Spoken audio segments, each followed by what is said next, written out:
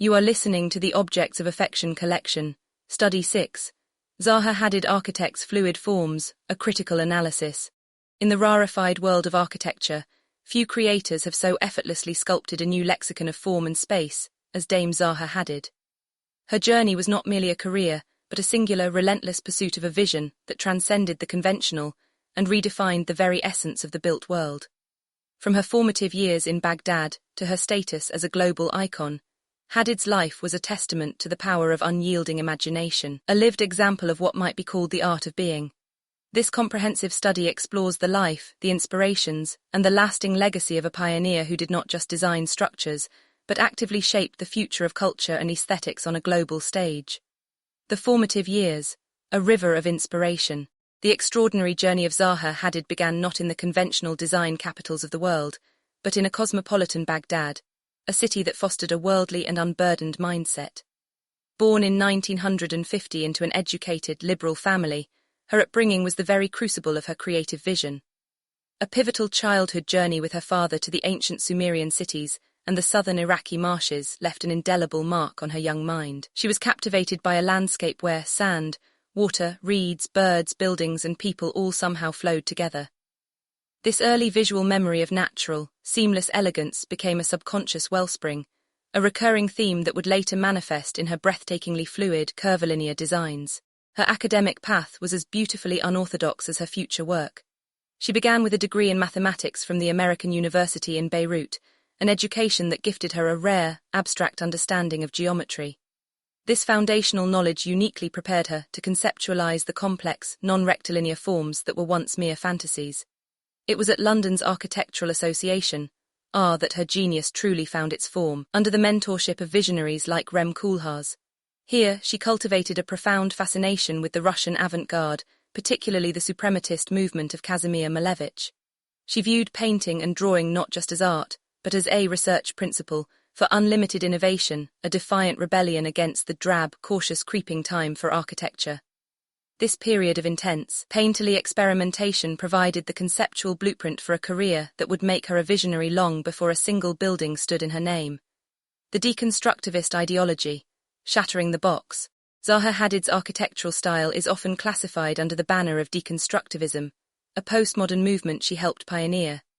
This approach, characterized by a deliberate fragmentation of form and a joyful absence of traditional harmony, was a radical departure from the ordered rationality of modernism. Her work was a centerpiece of the seminal 1988 exhibition at New York's Museum of Modern Art, an event that helped introduce her to a global stage. Yet to label her a mere deconstructivist would be to miss the essence of her genius. For Hadid, fragmentation was not a philosophical end in itself, but a powerful tool to achieve a new architectural freedom. She saw it as an active process of breaking the established guidelines of traditional, known illustrated architecture.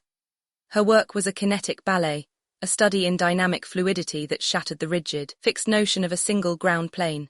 In her own defiant words, there are 360 degrees, so why stick to one?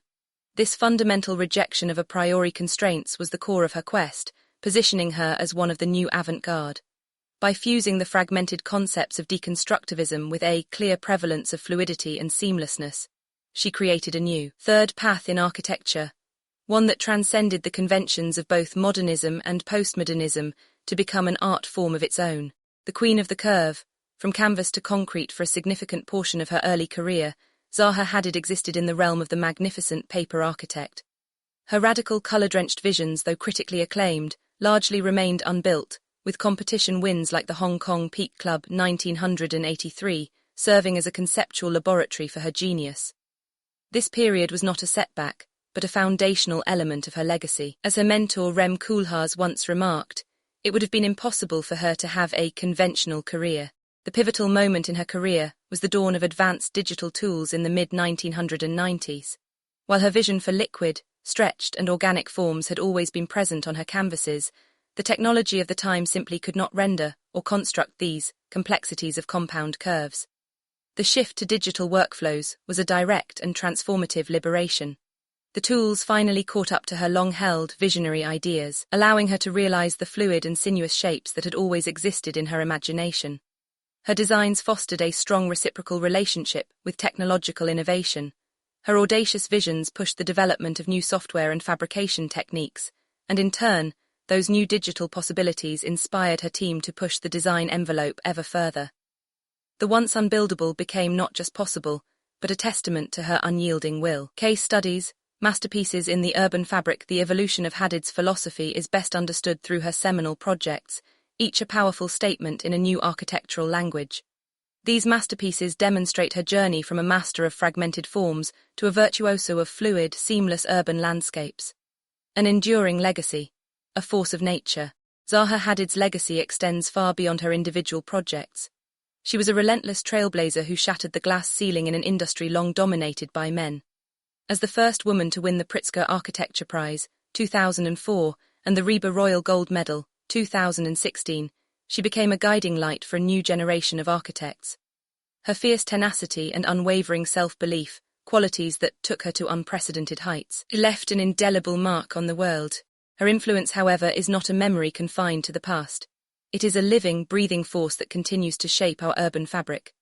By pioneering the use of computational design, she bequeathed to the world a reproducible methodology, a powerful school of thought that her firm, Zaha Hadid Architects, ZHA, carries forward with the same uncompromising spirit. Her architectural gestures, from the urban carpet to the seamless public spaces of the Haydar Aliyev Center, were physical manifestations of her belief that architecture could transcend mere function, shaping a more open, liberated, and democratic urban future. Zaha Hadid did not simply leave us with a collection of structures. She gifted us a new paradigm, a vibrant testament to the notion that the built world can be as fluid and as awe-inspiring as the natural landscape. In her boundless imagination, the future of architecture was not just designed, it was sculpted into being. Authored by Christopher Banks, anthropologist of luxury and critical theorist. Office of Critical Theory and Curatorial Strategy, Objects of Affection Collection. This has been a study from the Objects of Affection Collection, a critical art research institution operating under the framework of post-luxury conceptual functional art. Read the full research at objectsofaffectioncollection.com.